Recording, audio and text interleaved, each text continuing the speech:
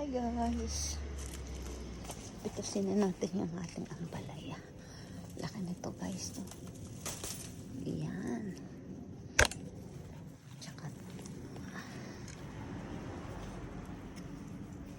Tsaka to guys. Pitasin na natin. Super laki. Laki oh.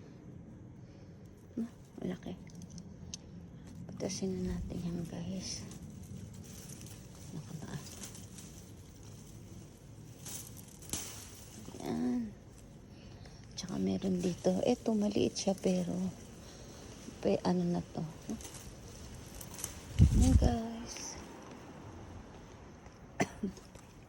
Ang ating nakuha guys.